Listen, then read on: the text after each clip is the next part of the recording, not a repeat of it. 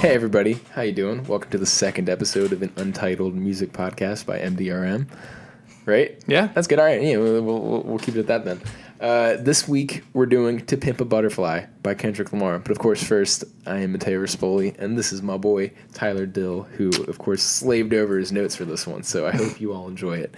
Anyways, let's get into it on the background a bit for this one. You know what I mean? It's gonna take a while. Might as well hop right in. March 15th, 2015. To Pimp a Butterfly by Kendrick Lamar was released by Top Dog, Aftermath, and Interscope Records. Notable producers on the project, of course, Soundwave, who has been a very big contributor to every Kendrick project. Rocky, you got Thundercat, personal favorite of Tyler Dill's. Flying Lotus, and Pharrell, my boy Pharrell. Executive producers, Dr. Dre and Top Dog, of course. Dr. Dre. That's so good. Yeah. It's so good that it makes me happy, executive right? producer on this one. It does make me I didn't know that until I went back and did the research on it. Yeah. It was famously beat out by Taylor Swift's 1989 at the 58th Annual Grammy Awards, though it did snag 4 other awards that night. Best Rap Album, Best Rap/Sung Collaboration for These Walls, and Best Rap Song and Rap Performance for All Right, which, of course, well-deserved, I'd say. Of course. He should have had Album of the Year. Fuck. Of course he should have had Album of the Year. I mean, it goes without saying, and it's like, almost like, did they go into that boardroom and they were like, yeah, this is kind of like against what his album is saying if we pick it? Yeah. So we're gonna pick it anyway, I just wonder who was like, all right, what won? 1989. Oh. All right. Yeah. That feels good to me. Yeah, let's go through with it. Yeah, but also at least Kendrick did have a couple other awards to his name that night, and he broke the record for the most nominations by a single rapper in a single night. So that's really great. He had 11 nominations. All right, continuing. I think this is a great quote. In an interview with MTV, Lamar said, "To Pimp a Caterpillar was the original name, and they called it because the abbreviation was Tupac." Of course, T-U, and then P-A-C. Me changing it to Butterfly, I really just wanted to show the brightness of life, and the word pimp has so much aggression, and it represents several things. For me, it represents using my celebrity for good. Another reason is not being pimped by the industry, through my celebrity. Sorry. It's hard to read Kendrick talking because he talks in such a specific way. He does, yeah. Yeah, he talks like he's rapping. He's sometimes, like when I was watching the Rick Rubin interview again, and like he just has like a certain cadence to his voice that he carries over into his rap. I mean, it's crazy. Yeah, or the other way around. Yeah, I guess. Who knows at this point? But anyways, To Pimp a Butterfly was recorded over the course of 3 years, 2012 to 2015. And what is, according to Kendrick, the actual full title of the album can be found in the physical booklet, and it is A Blank Letter by Kendrick Lamar, and it's written in Braille. Did you know that? No, I didn't know that. I didn't know that either. I'm about to go pop open my physical copy of the album. Yeah, we should. It'd be cool. But anyways, first track, Tyler, what we got? Wesley's Theory. Wesley's Theory is a really interesting song to open the album with because you pointed it out before. It kind of moves through several genres of music as it goes. Yeah, I actually wrote that down here. I mean, of course, it kind of starts with opens with a 50s sounding sample. But it is, I looked into it, I looked to see if it was from, like, an older song somehow. I was like, I don't think they'd be using that verbiage in a song from the 50s. They did. But they could have. But, actually, that song, I did search that up. They took that was the theme song to another movie by the same name. And it was like part of an effort to kind of reclaim the word back in the 60s. Okay. Yeah, I didn't write that down, but I totally forgot about that. Yeah, so that is a real song, Tyler. That is a real song. I looked into it. Maybe my research skills are a little off, but I looked into it and I couldn't find anything. But yeah, no, that is a real song. It's been used elsewhere before, but it's just blanking on me where it was. Well, it is from something. So forget what I said before. But Yeah, he opens with that, and then it just gets hit with a "Hit Me." I don't know who's saying that. I think it's George Clinton. I think it's George Clinton too. Yeah, I don't know because it's just really hard to tell when somebody's just screaming, just yelling something. Yeah. But of course, comes in with George Clinton giving a very George Clinton kind of monologue to the song. Yeah, that's like the funk. I always thought, you know what I mean? Yeah. Where, like my whole thesis about Wesley's theory, right, would be that it's an introduction to the album, or the concept of the album rather. So it moves through each of the predominantly black genres of music. So like you said, it had the soul sample in the beginning. Yeah. So there's your soul. And then with George Clinton, he brings the funk. He brings the funk heavy. Yeah, and the entire track has like R&B undertones. Yeah, of course. Right? So that's kind of just there. But also, there's like small saxophone solos towards the end there that I feel like represent the jazz. But yeah, it just moves through those different types of music, and kind of by the end, I mean, I looked into the lyrics. Did you have anything to say about like the lyricism of this one? No, but I did find out that the name Wesley's Theory is actually a reference to Wesley Snipes. Yeah. And that's why there's that whole thing at the end. And he says, well, what did he say? He said, Wesley snipe your ass before 35. Yeah, but also at the end, it's about like his tax evasion, which is like Wesley's Theory was, I think it's like a reference to the fact that it was like protester theory with like tax evasion, where it's like I protest what this money's going towards so I can get away with evading my taxes. And ends with those lines. That's what Wesley, and Taxman Coming. Yeah. Okay. That's pretty much it. Yeah. That's what I took from it, but I don't know if that's true or not. I'm pretty sure Wesley Snipes did do that. Okay. So like, yeah, because I went to his Wikipedia page. I was like, what about this song has anything to do with Wesley Snipes? And it was like tax evasion. I was like, oh, all right. Okay. There you go, Wesley Snipes. It's interesting. Yeah. That is interesting. But it kind of moves, as you're saying, it builds up those saxophone sounds and such as it goes, and then the song abruptly ends with Taxman Coming, and then moves into one of my favorite tracks. Yeah, For Free on this album. It's a good one, man. For Free. Yeah. It is kind of a, you could consider it a transitional track.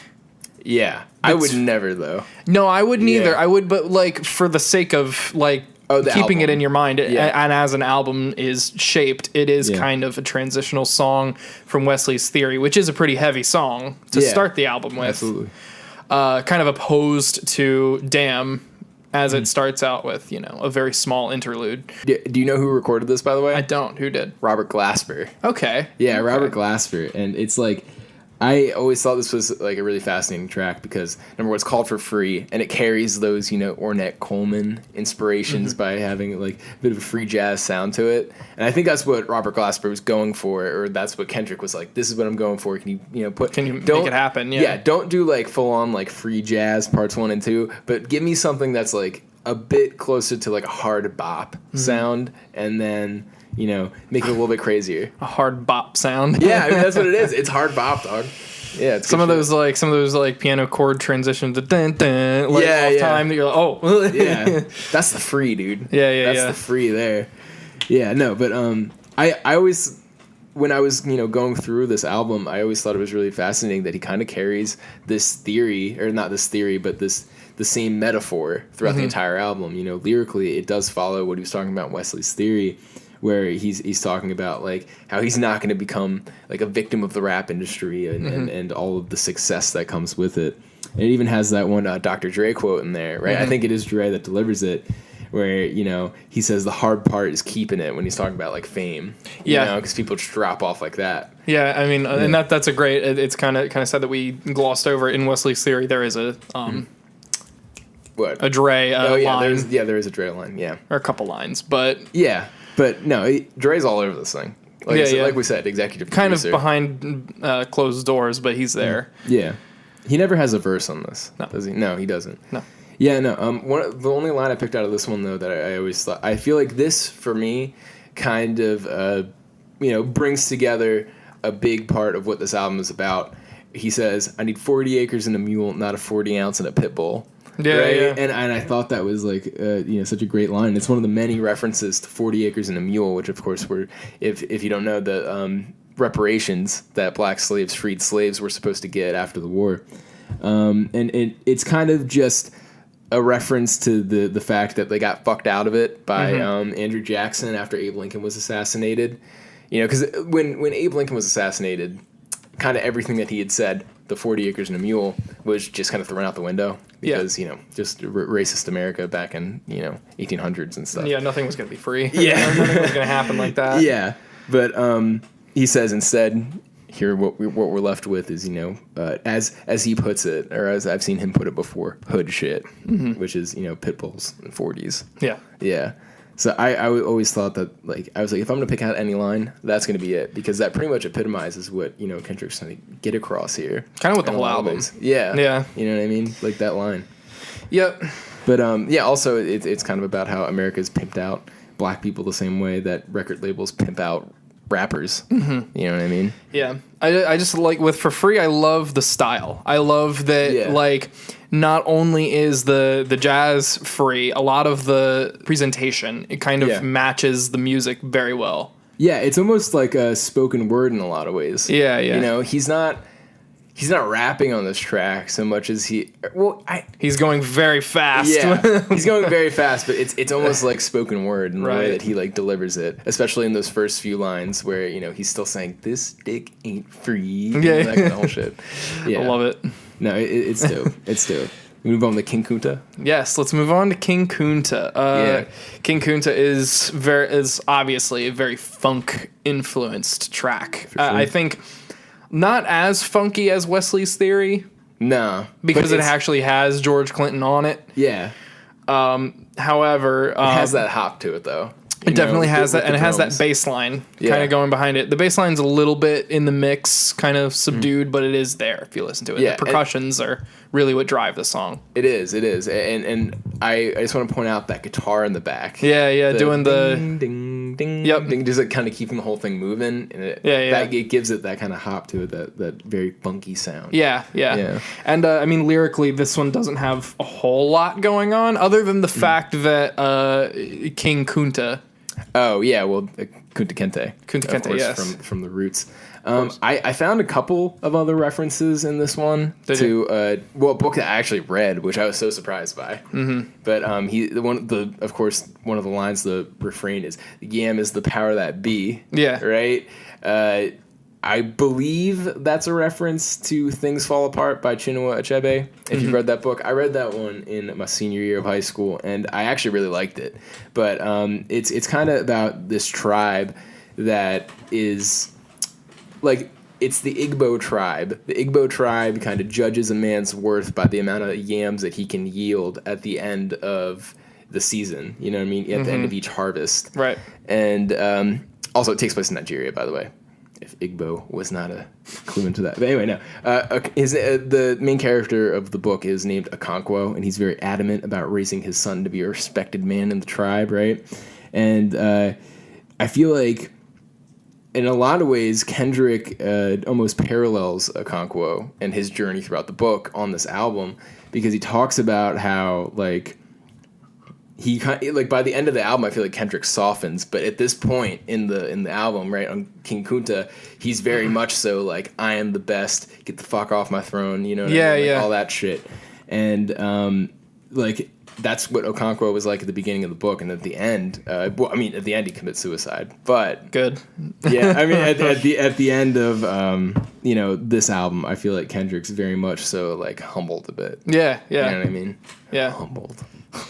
But anyways, no, I won't make that joke. Yeah. But you already did. Yeah, it's gone. It's gone. Whatever. Institutionalized. Going. Obviously, the song kind of really primarily centers around the concept of being almost put in jail by by black people being put in the ghetto. Yeah, as they did. Yeah. And obviously that is kind of the bulk of it. There's an amazing verse by Snoop.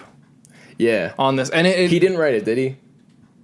I'm pretty sure I saw in an interview Kendrick said that he wrote it for him. That'd be funny if he did. But I think he might have, because this has been talked about so much, and I don't want to go off into a big tangent here, but Snoop is not the same Snoop as he was before, I don't think. No. And like this is old Snoop though. Yeah. That's like good shit. You know what I mean? Like I love his verse. And I mean, this of course was not from Kendrick, but I love his delivery. If you listen to it with headphones, the zoom goes back and forth between the ears, and I thought that was really funny when I was listening to it back. But this song is kind of broken down into two parts. If you think about it, like kind of starts off the beginning with one rhythm, and it ends with that really great like outro to that part by I think it's both Kendrick and Anna Wise. If I was the president, I'd pay my mama's rent. That whole thing, yeah. Oh yeah. Yeah, I know what you're talking about now. Yeah. Yeah, no. You like most of what I took out of the song is actually from the second half of it. Yeah, well, I think it's great that he transitions into the second half of the song, like with the line "Master, take the chains off me," and then goes into that. Yeah, zoom, zoom, zoom. Yeah. No, I only, of course, I wrote, shit don't change until you get up and wash your ass. I like that line because it is definitely kind of just saying, like, things don't change until you get out there and you make that change for yourself. Right. You know what I mean? Right, of course. If you sit in the toilet and you have a dirty asshole and you just sit there, or you're gonna keep that dirty asshole. And you get up and try to do daily life, you're gonna have a very upset asshole. Yeah, that's a great line. It's one of the great lines off this album, I think. It is. Yeah. It is one of the great lines, and it's not spoken by Kendrick. No, it's not. By Bilal. I saw in an interview where he was talking to somebody. They're like, man, or it might have been Big Boy. Okay. That might have been the Big Boy interview where he was like, man, what are you still working with Bilal for? You're like Kendrick Lamar. You can work with anybody. and I just loved Kendrick's response, which was he had the sound I was looking for. He had it. He had that exact sound. Like Kendrick, he's loyal to the, Anna Wise, Bilal. Like he works with the same collaborators. Yeah, he's been working with Anna Wise since the start. Yeah, since absolutely. The jump. Yeah, That's I love crazy. it. She has a great sound and meshes with him perfectly. Yeah, they have great chemistry, man. Absolutely. Unreal. Holy shit. Unreal. So good. So, moving on to These Walls. These Walls, man. This is a much more interesting track than we initially gave it credit for when we first started. Like, we were first like, oh, this is just the sex song. Because, I feel like every album has to have a sex song, It's like also a revenge sex song. It's a sex song about multiple times having sex with different women, which is interesting. First of all, pretty dope. I mean, one of them is very spiteful. Let's talk about this right now. Because I think that so many people probably didn't get this because I didn't get it until we really sat down and looked at these lyrics. Yeah, we spent a while on it. But the number one, let's get this out of the way. The walls are obviously very many different walls. Okay? Different things, different walls meaning different things. but the different number of walls in this one situation is fucking killer. All right, ready? I wrote this down so that way I could make sure I had this in a concise manner and I wouldn't be spinning my wheels. What frustrates me before you get into it with this song is how many times he says walls in place of something else that you have to actually sit there and think like, what walls is he doing now? I mean, I don't. No, all right. Here's what I got. The walls of a prison that holds the boyfriend of a girl whose uterus walls Kendrick is infiltrating. Okay, and then the walls in general hold a deeper meaning though, as the walls that hold back the black community from kind of moving into excellence in the way that Kendrick is kind of painting it here. And again, there's the same bit kind of about people being stuck in using the walls of a ghetto or projects. People being institutionalized. Exactly, it's kind of calling back to the last song. Absolutely, yeah, and the story though that I feel like we've found here. Though I'm sure somebody else has noticed this. Of course. Don't. We're not the pioneers I'm not taking here. credit for this, okay? But Kendrick tells a story about how he has sex with the girlfriend of a guy who killed his friend in retaliation. That's fucked up. It's also, again, quite dope. It is quite dope. God bless you, Kendrick. God bless you. If that's true, if that actually happened. I don't know. I mean, I wouldn't doubt him.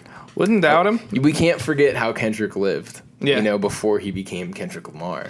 Yeah, and he talks a lot about that on Good Kid, Mad City. The amount of times that he has to talk about like his dead friends on an album is fucked up, and multiple different people, not just the same guy. Mm-hmm. Hood politics, he obviously talks about. Hood politics, all about that, man. Yeah, it's fucked up. But you want to talk about you? Here we are, dude. Getting into you. It's definitely like crazy art piece that sometimes like you said that's your like one skippable track. I've come around on it though since we've done a bit of research for this album. Yeah. I love the latter half of the album when it gets into the bit of which would be him drinking, I suppose. Yeah. When I first heard it, I thought it was the first kind of half of the song, him talking to someone else, and then the second half was someone responding. Yeah, no, I don't know. I've come to think now that I've read the lyrics a lot and given it a lot more thought, it's kind of more like him and then him drunk.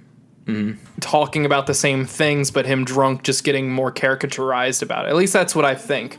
And it basically just is talking about his suicidal tendencies and depression and thoughts like that. No, well, since I figured we could pretty much just leave that at that, I did pick out a couple lines that go into different things as well. He said, "You the reason why mama and them leaving. No, you ain't shit. You ain't say you love." Well, this is from the second half, by the way. Just preface. You say you love them. I know you don't mean it. I know you're irresponsible, selfish, in denial, can't help it. This is him talking to himself. Yeah, I think, right? And I feel like can be kind of summed up like this. This is Kendrick talking to himself, trying to, this is him screaming in the hotel room, trying to figure out if he's a bad person for accepting this fame. You know what I mean? He even says again, he talks about his dying friends, like we said. He said, you even FaceTimed instead of a hospital visit. Guess you thought he would recover well. Right? Again. And then we have, the world don't need you. Don't let them deceive you. Numbers lied to. Fuck your pride too. That's for dedication.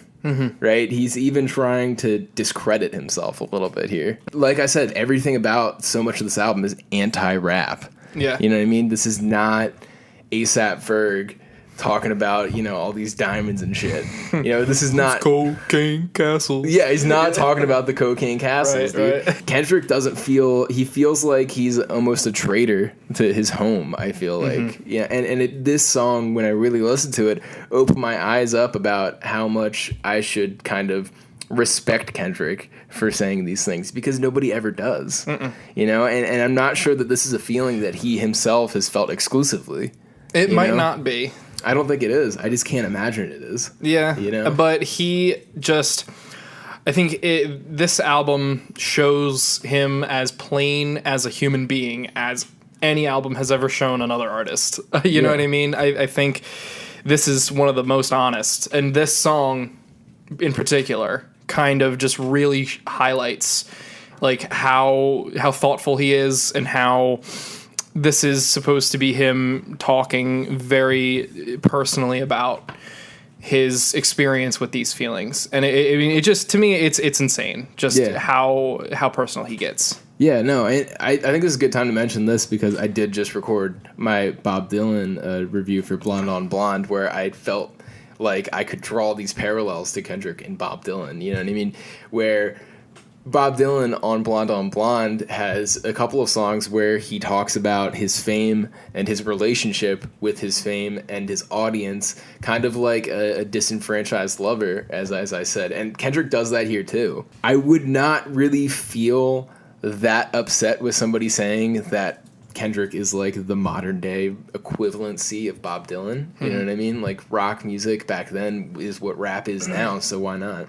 Right? Kendrick's doing things lyrically that Bob Dylan was doing, and far more than that even. It'll be a matter of time until people start looking back at these albums the way that we look back at, like, Blonde on Blonde or Highway 61 Revisited and stuff like that. It's only a matter of time, Though I don't think that Kendrick can put out these albums at that rapid clip that Bob Dylan was putting them out. No.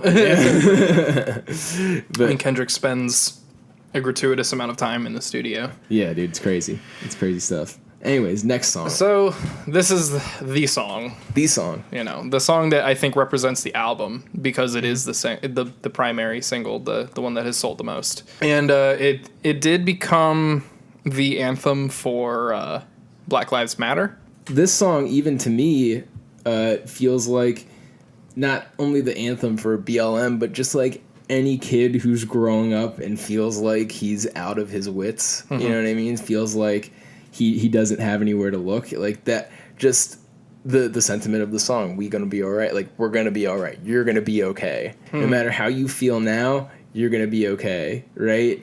And of course, Kendrick talks about more personal things as well, like women and his resistance to give in to vices. You know, he talks about scheming and let me tell you about my life. Painkillers only put me in a twilight where pretty and pussy Benjamin is the highlight. So like he's still kind of grappling with his fame in this song, but I feel like the general sentiment is that like we're gonna be okay. You know what I mean? Yeah. I mean, there's a lot of comparisons, like I said on our last cast. Oh yeah, with what's going on, Marvin Gaye, specifically with Inner City Blues. Oh yeah, dude. I wrote that down too. Actually, yeah, that's a good one. Yeah. There's especially the lines I kind of was able to draw here were with these two lines. Well, you know, I mean, obviously, well, you know, we've been up and down before, looking at the world like, where do we go? Yeah. Then from Inner City Blues, crime is increasing, trigger happy policing, God knows where we're heading. Yeah. You know, we hate the po-po, gonna kill us on the street, faux show. Yes. Faux show. Faux show. Please, I don't like it. I have to give a shout out to Pharrell on this one. He sings the hook and he produced this bad boy. Yeah, Kendrick talked a lot in that Rubin interview about it, and he was like, yeah, Pharrell. When I first watched the interview, I didn't put it together that it was like Pharrell. Yeah, I thought it was just like some guy, you know. He was like, because he just put it so nonchalantly. Yeah, and like Rick Rubin, Pharrell. Yeah, and Pharrell. Rick Rubin didn't bat an eye at it either. So he was just like, yeah, you know, Pharrell. Rick Rubin's like, oh yeah, I know him. Yeah. Rick Rubin probably worked with him at some point. Oh, you know what I mean? Has, like. Yeah. But no, he was like, yeah, you know, Pharrell laid down the sample, you know. Yeah, dude, it was like, wait a minute, hold on, like, Pharrell did that, yeah. So yeah, good shout out. Yeah, good shout out to Pharrell, dude. Like, because this song, of course, like you cannot discount that production. No, that shit is like top notch. I feel like this is probably one of the most well produced rap songs of all time. Yeah, you know. Just like right down to the intro, dude. Just the dots, you know, with the overlay of kind of a vinyl sound, kind of the same thing that Wesley's Theory opens up with, the cracking. Yeah, no, I love the kind of production philosophy behind it, though. Kind of like banking off of what Kanye was kind of trying to get across with songs like, opening track to 808s. What is it? Yeah. Fuck, whatever. It doesn't matter. Like the idea of the instrument being the voice. You know what I mean? And that's kind of how Pharrell uses that sample, right? He uses it as. What are you doing? I'm sorry. I gotta figure it out. Yeah, I gotta figure it out. No, it's gonna kill me if I don't. It's like my favorite song off that album. I just haven't listened to it that much lately, so it's like. It's depressing. Yeah. Say you will. Oh yeah, say you will. Don't say you will. You will. Yeah. Anyway. I bet you will. All right. All right. Next song we got For Sale, which is one of my favorites actually. Really? Yeah, I love this one. This is kind of this is my skip track. Really? If you can pick one, I never do skip it, but if I were to skip one, you know, it's I don't know, because I think it's a little jarring to me, just purely because of the vocal persona he takes on of Lucy. Love it. Yeah, and how he has that lisp through it. I feel like there's so much character in that, though. There is character, and that's not what that's not my issue I have, obviously, because if I had an issue with a rapper taking on characters, I wouldn't be listening to Kendrick as much as I do. Yeah. But this one, because it's obviously trying to give off a slimy feel, because he's taking on the persona of Lucy. Yeah. No, it's... And what's the background on that, if you wouldn't mind educating our audience? Yeah. Well, this is what I think the background is. I did go on Genius for this one, see what other people were saying, and they were saying it was Lucifer is Lucy. Okay. And I don't know if I agree with that. And I mean, I guess Kendrick's the only one that really knows, right? Yeah. But there's other references to Lucy in this album and in rap in general. Yeah, like... Lucian Grange is the chairman and chief executive officer of Universal Media Group. Okay, Universal Media Group, or Universal Music Group, rather. Sorry.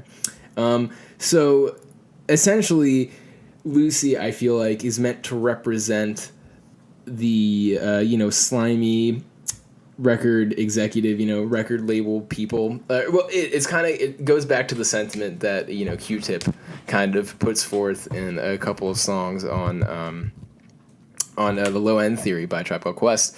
He says, lesson one, record people are shady. Mm-hmm. You know what I mean? Like it's tough, like, to put that into words in any other way, but Kendrick does it here in a way that it's like, Lucy said that he's gonna make him all this money. Mm-hmm. Lucy said he was gonna make him famous. Lucy said he was gonna have him, all over billboards in Times Square and stuff like that. Lucy, I feel like, has to be not necessarily Lucian Grange, okay? Because I don't know if Kendrick would call him out specifically, but I feel like it has to be a reference to him and vicariously a reference to any other, record label executive that was trying to court him back in his younger days. I think that too, and I think that it wouldn't be, I don't know, it just wouldn't be off-center to me if he was making that reference, that staunch of a reference. Yeah, and like the title makes sense even in that context as well. It says for sale with a question mark. Mm-hmm. So it's pretty much the label's asking, if Kendrick isn't for free, is he for sale? Right. You know what I mean? Yeah. Like that's kind of what I'm picking up from this one. Right. Yeah. But, no, I definitely get the same vibes from it. Yeah. I love his delivery though in this one actually. It's just like, to me, there's kind of an unsettling quality about this song that like with that and with the way that he mixes in the "want you," it freaks me out sometimes, and I don't know. It's just it is definitely meant to be. It's meant to feel a bit insidious. It's meant to feel like you're being surrounded. Yeah. I think definitely like that's what he's trying to give off here. I mean, he says constantly through the album, like, the evils of Lucy was all around me. Yeah. Which is from the poem. Yeah, the poem that, of course, we didn't mention this yet, but I feel like most people know. Yeah, I mean, throughout the album there is a poem that plays. It completely centers out in the final track, but. Okay, so let's move on to Mama. It's one of my favorites. This is a really good song. This one, I think, was produced by George Clinton, if I'm not mistaken. Okay. Yeah, I didn't write that down. I wasn't sure, but that would make sense to me because of the instrumentation, how organic it sounds. Yeah, and there's, like, that synth bass. Yeah. You know what I'm talking about? Like, that shit's so fucking funky. Yeah, it is. Yeah. I wrote down on here, Glorious Beat. Oh, yeah. And glorious beat and backup vocals, because the backup vocals on this track are pretty great. I don't know if they are organic or if they are from a harmonizer machine. Yeah, I don't know, but we could probably figure that out. I don't care. Probably, probably. We could. We have Google right here. Yeah, but I'm not gonna worry about it. And basically, all I could really glean from the lyrics, I didn't pull any, because nothing struck me too hard. It's primarily continuing some of the themes that I was seeing, comparing his life as a celebrity and his life growing up in Compton. Yeah, no, this one, I think the line of the poem that goes with this one is like, until the day I came home. Yeah, so like this song is, I guess, meant to be like a musical embodiment of what Kendrick feels is home. Mm-hmm. You know what I mean? And musically, I suppose that only Kendrick really understands how that goes. But I always thought it was really fascinating that towards the end, like there's that break and it kind of turns into this very like circusy sounding music, and there's another world premiere. Yeah. Which I loved. I think that one, that line makes a lot of sense to me because I think it reminds Kendrick of like those days back when he was, just putting out mixtapes and they would put those, very Kid Capri-esque. He does actually get Kid Capri, and damn, but those shout outs, you know what I mean? Like those kinds of things. I love that. Yeah. No Kung Fu Kenny. Yeah, dude, I love that, dude. It's so good. Yeah. But in this track, I love how he finishes off two verses with "Until the Day I Came Home," and then it goes into the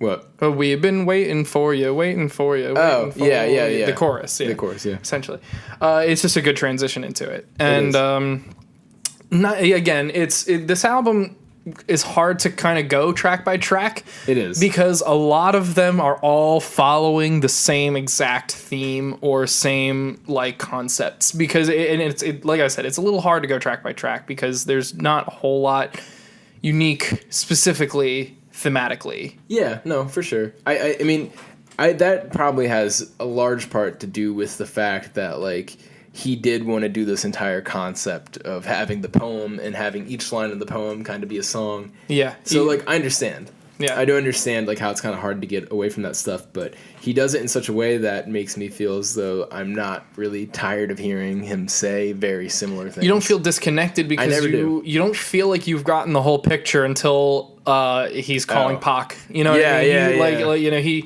you don't get the full scope of it yet, you know, and line by line, he, you know, introduces pretty much a new track, almost every track, but not all of them. I don't think there is one on for free or for sale because those are interludes. And there's none before All Right. There might not be. I mean, usually he like if you're like listening to the track, they go at the end of a track. Yeah. Which is the beginning of the next track. I don't know. Doesn't matter. Well, that's what I'm saying. There's none on the end of You. Yeah. To go into All Right. But anyway. Yeah. Hood politics. Yeah, let's move into hood politics. Holy shit, that intro. I love the bass chords. And like the sentiment that I kind of just, you know, echoed over myself over and over again with this song until very recently was that I was only not a fan of this song because they squander that very fucking sexy bass chord part in the beginning that I fucking love it. Right? Like I love those bass chords so much. And then like the you know, the fucking barking. And like the rest of the beat and the boo boo. You know, like I don't know, man. Yeah, that's what I said. Beautiful intro, says boo boo a lot. Yeah, it does say boo boo. But yeah, no, I mean it's a great song. It is still a great song, you know? Yeah, I mean the main point when it gets into like the actual like crux of the song, like we said earlier, is a lot about, you know, his dead friends and just general hood shit, as he calls it. Yeah, that's what he always says. Yeah, he's always like, you know, hood shit. But I wanted to call out. There's like one specific line. I don't have it. I didn't write it down, but so I'm going to be paraphrasing. Where he basically talks about how crowds are always talking about how they want hood music. They want like, but if that were true, then Killer Mike would be platinum. Yeah, I love that. That call out is dope. That. Yeah, I love Killer Mike. So it's very cool. Killer Mike's the boy. When I picked up on that line, I was like, yeah, you're right. Yeah, no, he has a lot of those lines in here where he really kind of calls out to all of the rappers that inspired him. Not really. There was one line another line I wanted to kind of call out that I thought was just a really good line because it's comparing the hood to a government. Where he says, ain't nothing new but a flow of new Demo Crips and Rebloodicans. Yeah. Red state versus a blue state, which one you governin'? Yeah, dude, I like that one. I do like that one, too. That is a really great one.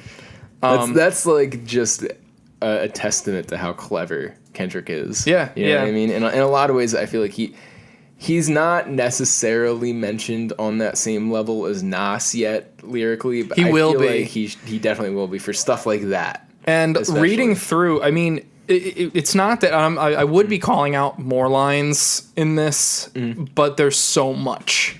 Yeah, it's dense. It's very dense. It's so dense. You could spend an entire 45 minutes talking about every track on the album at a certain point. No, like, again, I hate to bring it up again, but Bob Dylan, I was saying earlier, I was like, God damn, like this shit is so dense. Like he's talking about 4 different things at the same time.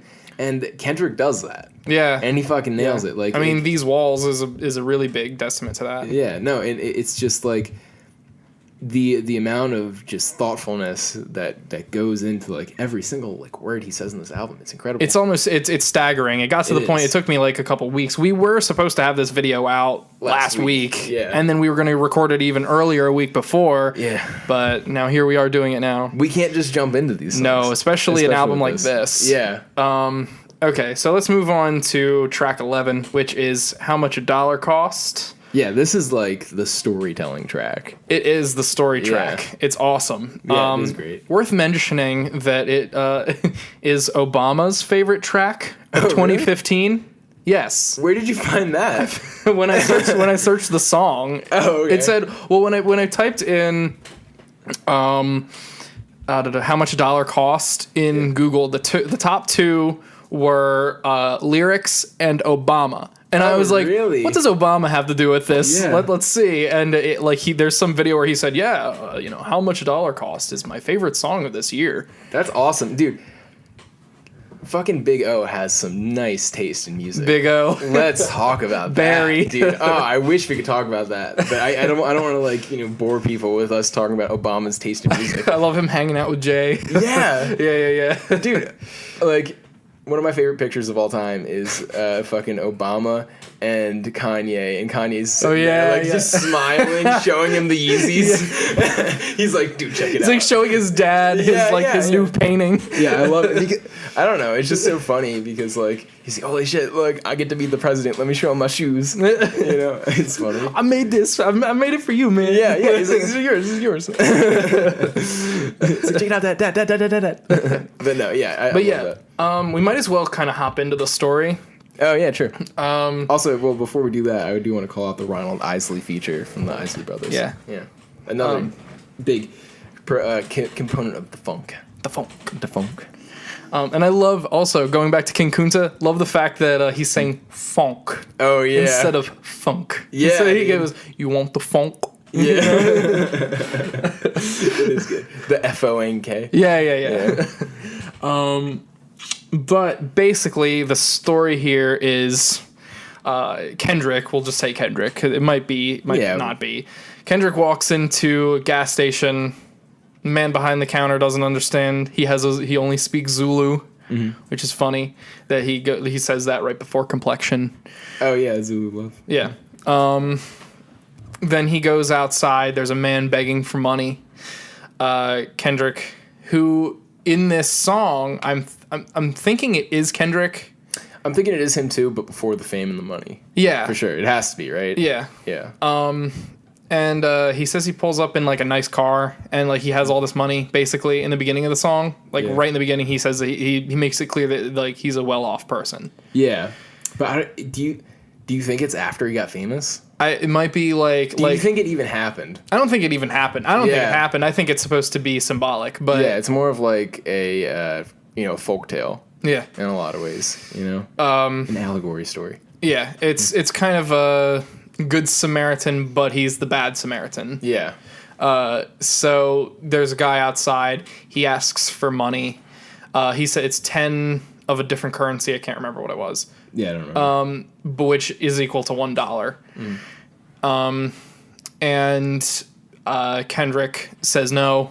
Yeah. Says that he's being greedy. Says that he sees the crack pipe and everything, and he says I beat temptation a long time ago. You don't got to worry about me taking this money and spending it somewhere, spending it on crack. Yeah.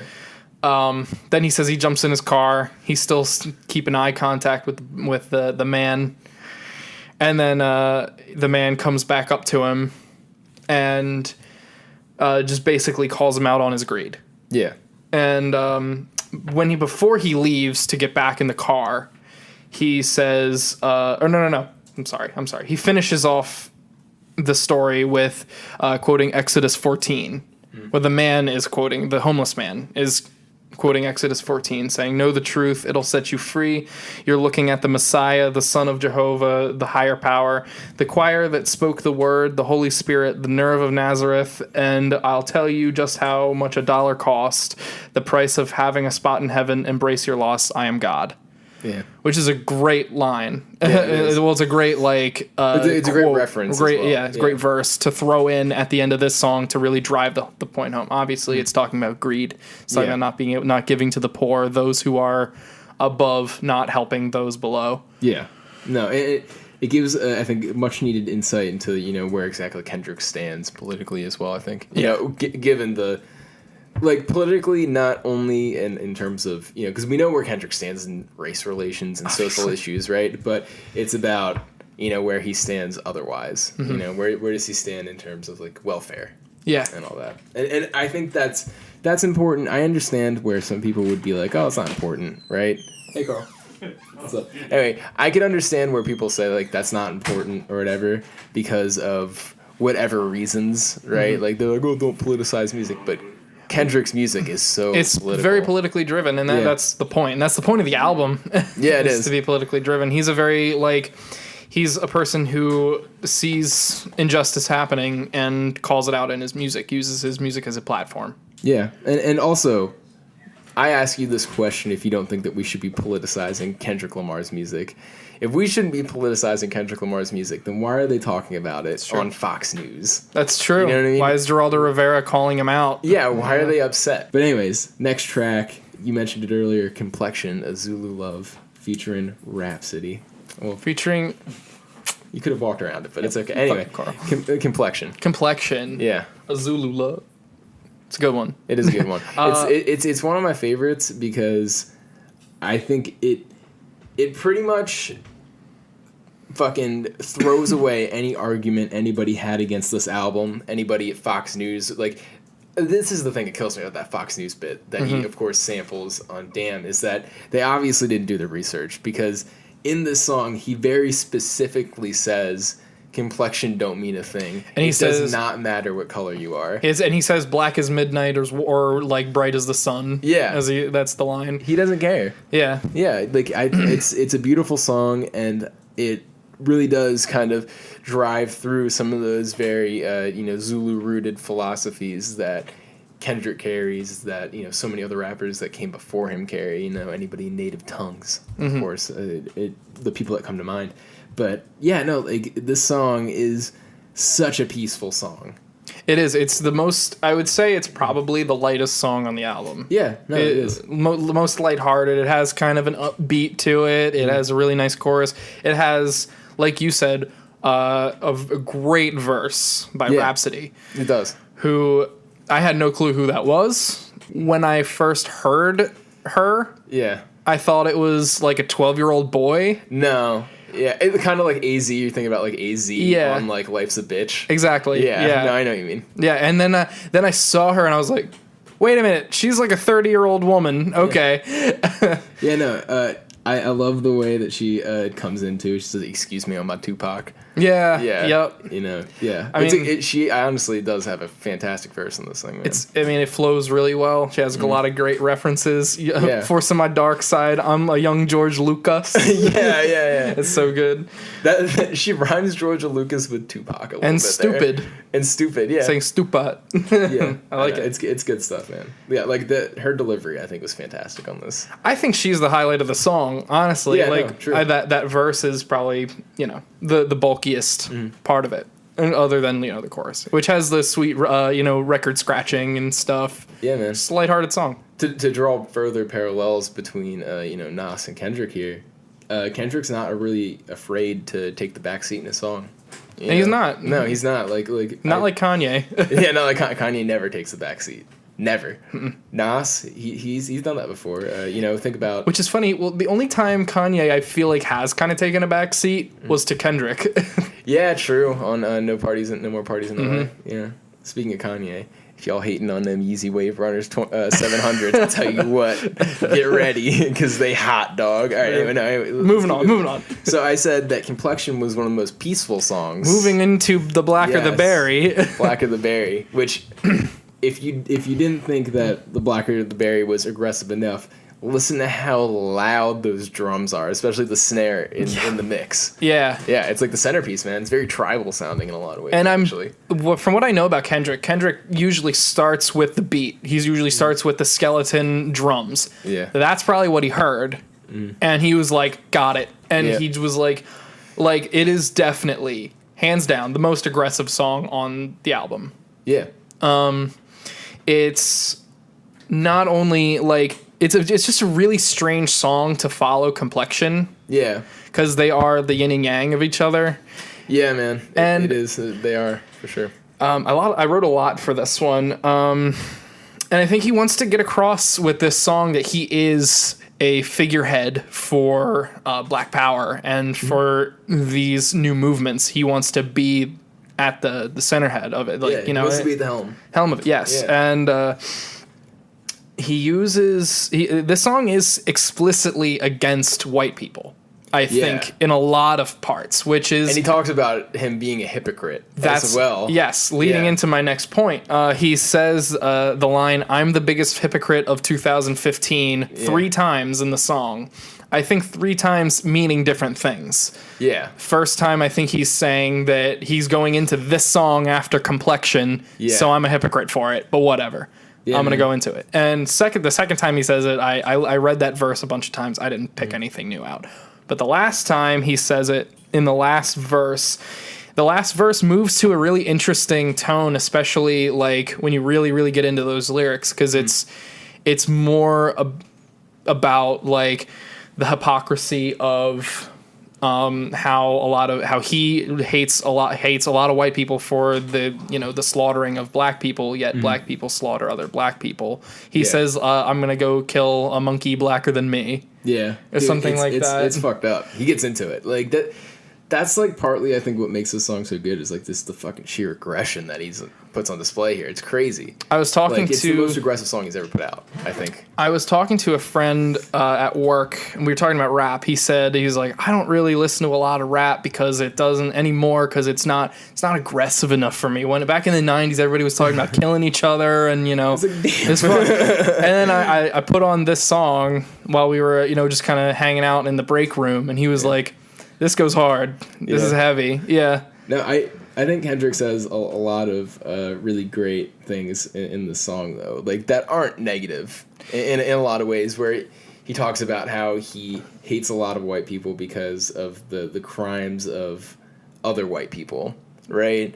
But he also talks about how he hates a lot of black people because of the crimes of other black people. He starts off every verse saying the same thing. Yeah. And it's like that's a statement to have made, right?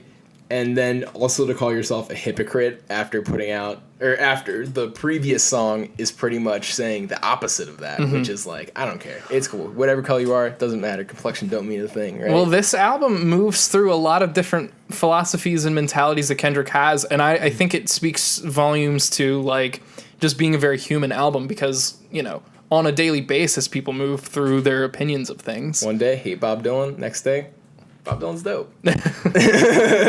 Very, very, menial, small thing. Right. But, very micro comparison. But that's a very human thing to do, though, to change your mind. And I think that's kind of what he's doing. And he has talked about how, for him, like some of the most important like times when recording a record are when he just decides to say as much brutal shit as he possibly can. He's like, today I'm going to go in and I'm going to be as honest as I can. I'm going to be I'm going to slay it. And that's what he did on this song. Yeah, man. Comes out. It is something. It is something for sure. And I love the man that they use on the chorus of it. I don't know who it is. But he's using the accent. Oh, the African accent. The blacker the berry, the sweeter the juice. And when it goes into Kendrick, the really hard part. Is that Kendrick? I mean, he has done that shit before, but I don't like after that. Wait, is there another person that I'm forgetting on this song? Because there are no features listed, so I'm thinking maybe that's Kendrick. I mean, I don't remember the lines, but it's like, dun, dun, dun, cause I'm black. That's all he says. No. True. I don't know. That might be one of the producers, though, because like Pharrell, who is only listed with a production credit on All Right, does sing the chorus, but he doesn't have a feature credit. So like, I don't know. I did find that a little bit weird about this album. I feel like he probably I paraphrase. He says, "Cause me black." Oh yes. Yeah. I know what you're talking about now. Yeah. Oh, I know who that is. Have you heard the song? Well, you have heard it. I know you've heard it on Yeezus. Is it Guilt Trip? Guilt Trip. He's on that song. Yep. Oh shit. Yeah, I'm blanking on the name right now. That was like the moment when I was listening to Story of OJ, and I was like, Is that blood on the leaves? Yeah. Yeah, no, I'm blanking on his name. I'm going to put it in when I edit this video. I'm sorry. I'm really sorry to have not gotten this fact already. Right. But yeah, no, think it's about time we move into my favorite song on the album. By the way, we are now an hour deep, and we still have 3 more songs. We'll get through them. We don't need to say much about this one because I don't think that this is like a very... Not super deep. Yeah, it's not super deep, and what I took from it, I feel like, is very easy to sum up. And it's... All right, You Ain't Gotta Lie is the name of the song, of course, in case I didn't say it beforehand. But it's my favorite song because I love that beat. Instrumentation on this one is great. Super organic. Yeah, super organic stuff, man. It's really good. But also, the general sentiment of this song, I think, is very positive. Yeah. You know, coming off of Blacker the Berry, where I feel like this is almost Kendrick saying, you know, he talks about how, like, ask him where the burner stashed to impress me, you know, ask him where the hose at to impress me. Like, it's almost like he's saying, like, if you're trying to get into this life that Kendrick did evade, right, you don't have to do that. If you're not like that, you don't have to act like you are like that. You can get out of it as Kendrick did, as evident by Kendrick. You know what I mean? Like, that's part of, like, what his message is on this album, too. It's like, don't fall into that life. You know what I mean? Like, don't try... If, like, I understand, like, only so much about that. Right. Being a white kid that grew up in, you know, northern Delaware. Right, in the suburbs. Right. But, like... I can, like, it's a very positive message to be like, you don't have to be that way. If you are a softer person than that, you don't have to act like you're like this hard, you know, motherfucker. You know what I mean? And you took something else different from it, though. I took on a pretty very different meaning. Yeah. My takeaway from it was that I want to put it the right way. Because I don't want to like dance around it too much, but I really feel like this song is kind of about especially white people coming and acting like black people when they go to hang out with you know, that crew. No, I understand that. And I think that is another dimension to it, you know, where, like I said, Bob Dylan, 4 different things at the same time. And I think he's saying, like, especially he's like, you ain't gotta lie to kick it. You ain't gotta try so hard. No, and it's like, be yourself. I think that is really driving home. That is the point. But I mean, he says like some pretty aggressive stuff. Like I smell your like you coming my way, and like I know you ain't real and stuff like that. Your level of realness ain't the same. Yeah, that's what it is. I've heard the song so many times. Yeah. But it's stuff like that. There are some slightly aggressive lines talking about putting someone in a coffin. Yeah, true. I mean, like, I didn't hear this song as you know, kind of more racially entrenched as it is, but it would definitely make sense. Yeah, absolutely. And it is really fucking just cringy whenever like a white person tries to come in and act like that. It's true. You know what I mean? It's fucking awful. It's like, it makes everybody in the room upset. we visit, like, what do you say? We visit the Laugh Factory whenever they mention your name. Yeah, like that kind of shit is fucking just cringy as hell. Yeah. But anyways, I love this version of I as well. Okay. Yeah. There is. Yes. Yeah. This is a live version. Right. Yeah. So, I think it was originally supposed to be that 2014 single version that made it, but then he did this one live, and he like just delivered it in such a different way where he was almost like screaming some of the lyrics now. And I love the fact that this is just purely by way of title the answer to you. Yeah. I think it's so much more wholesome. You know what I mean? It's so much more upbeat and like about. I mean, he says that he still has his depression. He's still dealing with it, but but I love myself. That's it. And like the chorus is saying, I love myself, which is very contradictory to a lot, especially you. Yeah, it's the antithesis of of you in the same way that for sale is the antithesis of for free. For free. Yeah. Which is genius that he did it twice on the same record. Right? Yeah. And those tracks don't even like follow up one another. They're far away from one another on the listening. I think there's 9 tracks before you hit I after you. Yeah. You know what I mean? So you're going a while with that same feeling of Kendrick being depressed, screaming in the hotel room before you hit you towards the end of the album, man. And one of the best parts of the album is when the music is cut out and he's talking to an audience. Yeah. Obviously, because it's a live track and he recorded this. And what do you think happened there? Was there like some fighting going on in the background or something like that? He stops the track. It might have been. I don't know. It sounds like it was definitely at like a smaller club. I do want to search up the story behind this track. I feel like I should have done that beforehand, but like it is a live version. We know that, but like I wonder what was happening in the back that made him stop the track. Yeah, it's like somebody fighting. Might have been. Yeah, it probably was. I'm trying to think of what else would have happened, even.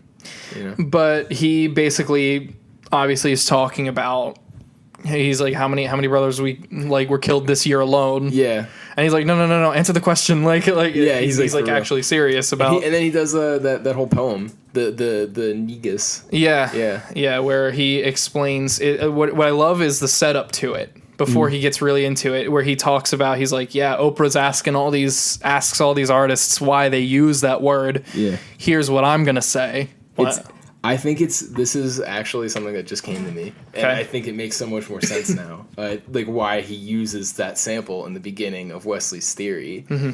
The idea behind that song and the movie that it went with was trying to reclaim the word, right? And it didn't really work, obviously. But this is him reclaiming the word. This is him 2015, actually reclaiming the word in 2015. Yeah. Mm-hmm. Or almost saying, in retrospect, we have reclaimed the word. I think that has been reclaimed. Yeah, by for the most part. By hip hop. Yeah, man, it's true. I mean, I don't know. Again, I say for the most part. Let's put that asterisk on it. Yeah, for the most part, we're white. Don't ask me. I don't say it. So no. Obviously, we haven't said it this entire hour long, and we're talking about an album where he says it in every song. Yeah, it's true. So there you go, man. So let's get into the beefy final track of the album. Oh yeah, Mortal Man. Mortal Man, and it's beefy not by not by the actual song itself, because the actual song only lasts for like 5 minutes. Yeah, I think it's around there, and then it does hop into that really surreal moment. By the way, I think I should tell the story of when I first listened to this, because it's fucking crazy. I almost shit myself when I listened to this song. What, when you heard the ending? Yeah, because like my mind jumped to this conclusion that this was Kendrick reintroducing Tupac or something like that. Like, Tupac actually was in Cuba. He's alive. He's alive. He did. Yeah, and I was like, I thought about it. I remember I was audibly upset. I was like, what? I was like, wait a minute, is that Tupac? Or is that like a Tupac impersonator? But no, it turns out it's just from an interview that was never released. And I don't know how he got the audio clips. But he's Kendrick. Yeah, he's Kendrick. So. How did he get those audio clips? You tell me that, okay? And then I'll believe you that Tupac's dead. How about that? You tell me how he got two questions and two big enigmas to solve here. But basically, I think the song just kind of deals, like the lyrical aspect of it kind of only really deals with like the concept of loyalty to leaders, to pop culture figureheads, and people that drive positive messages who end up in ultimately not being, like, their fans not being loyal to them. Specifically calling out this line, sorry to cut you off, good, where he says, is it Moses, is it Huey Newton, or Detroit Red? Is it Martin Luther, JFK, Shooter, you assassin? Is it Jackie? Is it Jesse? Oh, I know, it's Michael Jackson. Oh. Yeah. I think this song, in a lot of ways, though, was almost prophetic when we look at what happened with Kanye West in the past year or so, right? Yeah. His entire thing. What the fuck you guys doing? Jesus Christ, shut up. Yo, shut up. Yeah, y'all been talking and scheming and being weird this whole time. Goddamn, I'm leaving this in. I'm leaving this. I know. All right. No, a bit prophetic in a lot of ways. He says, when shit hits the fan, is you still a fan? Yeah. Right? And I actually saw somebody tweet that out when all the Kanye shit, where Kanye was like, if I had voted, I would have voted for Donald Trump. And it was like, boo, boo. It's a good point. Like, that's... shit hit the fan. Yeah, and I mean... and I think Kanye did lose a lot of fans. That's what like they were talking... He talks about Michael Jackson for a couple lines, and he basically... he says... he touched those kids? Yeah, what you mean he touched those kids? Yeah. No, it's true. I mean, like, this song, I feel like, has been echoed in a couple of places, namely on Blonde by, Frank Ocean, where in Solo he talks about a little bit, mainly in Andre 3000's verse on Solo Reprise, where he talks about how, like, you act like you want something real from a man, but he can't get any work done, right? Because, you have, like, these fans that take advantage of the artists, and, kind of they're kind of annoying. They bug them. They shit on them at any point that they can. You know what I mean? It's like it's pretty much just saying he is only a mortal man. You know what I mean? He can't really he can't put out a masterpiece every time. People are people. Yeah. You know what I mean? Yeah. Even though Kendrick has kind of put out a masterpiece every time. I'm sorry. He kind of has. But I'm sorry to hold him to that standard, but he kind of has. But I also feel like Kendrick is not really talking about himself much at all on this song. I think he's primarily talking about, like I said, other celebrities and their death. Because I really think that this song came hot off of, I mean, obviously he says Mandela in it, but I'm pretty sure Ghost of Mandela. It's hot off of Nelson Mandela's death, because he obviously died in 2013 while he's writing this record. And I think that, I mean, obviously no one was character assassinating Nelson Mandela at the end of his life, but he was earlier. Oh, yeah, earlier on. But also, obviously, the really big influence on this track is Tupac. Yeah. And I think that here it kind of comes up with Kendrick's paranoia that he will end up like Pac, because he has been so closely, compared with Pac.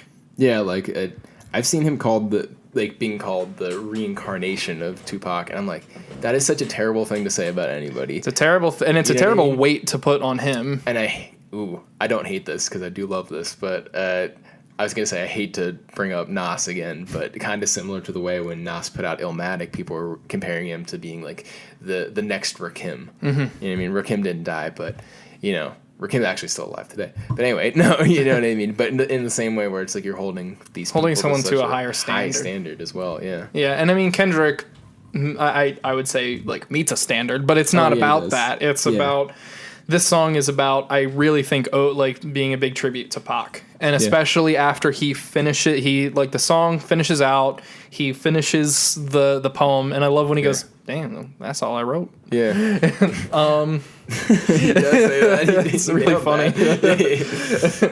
Doesn't he say, so what'd you think? Yeah. And then Tupac talks about it. And then Tupac begins speaking. Yeah. And it's this big shocking thing. I think you are not alone, because I've seen it in the comment section. They were like, man, I thought Pac was really alive. Like, dude, I thought he was alive. Because, like, it's such a clear recording, too. Yeah. It doesn't sound any older than, Kendrick. The interview is fantastic, though. Yeah, it is. It's really incredible how he, kind of crafted that together. I don't really want to get into all that, because... No, there's so much. That's just them talking about their lives. Yeah. And it's much better. He asked him about, like, some of the metaphors that Pac has used, and like what he actually meant by that. I love that, just to imagine if, like, this is like what Kendrick would be asking Pac about if he could talk to him. And there's just, like, so much, like, great shit that Pac says in it. Like when he says, what is that exact line? He's like, every time I've been... What was it? He's like, every time I've been met with resistance, I feel I've met it with more resistance and stuff. Yeah, that shit's good. It's good. And he talks about, he's like, all the rich people gonna be so fat, and Earth gonna swallow them up. The rich people. Yeah. And then then Kendrick begins to read him this passage that a friend wrote, as he says, which I feel like he wrote it. Yeah, I don't know. He would never say. No, he would never tell us. But basically describing how the caterpillar is put down his whole life and, sits back and waits for, his moment to pimp the butterfly and take advantage of its resources, essentially. Yeah, pretty much. And then by the end of the reading, I think is like him just symbolizing, like, the death of Tupac. Yeah. And where he says Pac, Pac, Pac. And then he's like, he's actually gone. Yeah.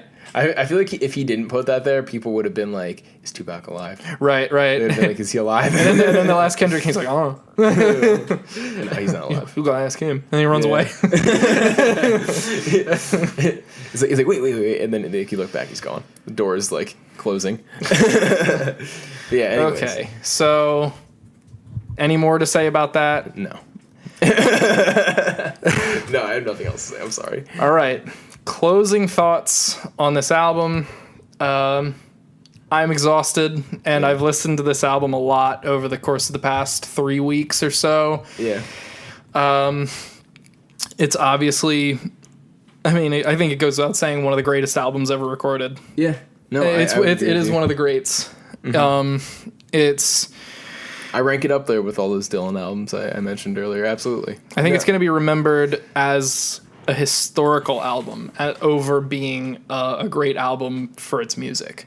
Yeah. Whereas I think Damn will be remembered for its music, this is going to be remembered for its message. Yeah, probably. I mean, that's what he said he wanted to do with Damn, though, right? Or he wanted to make this hybrid of Good Kid, Mad City and To Pimp a Butterfly. He didn't want to necessarily say less than he was saying on To Pimp a Butterfly, but he wanted to bring a bit of the music back into focus in the way that it would be more widely enjoyable by, more popular music fans. Probably his audience. Yeah, his audience that he accrued with Good Kid, Mad City, rather than the audience that he accrued with.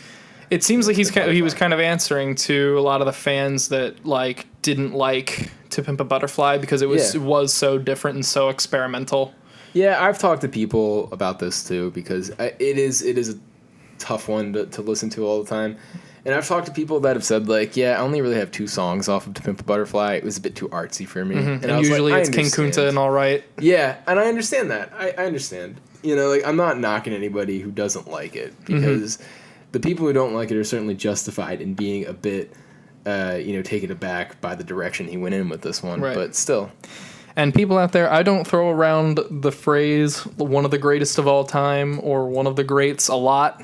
So my saying it means, it should mean a good bit. I think in terms of there's just nothing I've heard that really tops it in the past 10 years. No, I would agree. I think I would agree in terms of best albums of the decade so far, even though we're kind of almost coming to a close. We're almost in the twilight. Yeah, we're almost in the twilight here. I think this is the best album of the decade so far. And that is taking into account... Fantasy could rival it. I was about to say that. I'll say best hip-hop. Best hip-hop because, it's tough when you get into other genres and try to compare a hip-hop album to a rock album. It's tough. It's not easy. But I also know what else wasn't easy talking about this album. But it wasn't. We did it. Yeah. And I am, I think our cast is now as long as the album is. Sounds good. If you want to write us a comment that is as long as the album is about how wrong we are or how right we are, that would be very nice, even though I'm sure we won't get many of those. Do it. We'll be here. We'll answer you. We love talking about it, obviously. We just spent all this time talking about it for your enjoyment. It's true. So, please leave us a comment. We always love that. We love talking to you about the music and, And the cultural aspect of it. Yeah, please, let's, I just want to go over the fact that we're talking about such a racially charged album. As white people. As 2 white men. Yeah.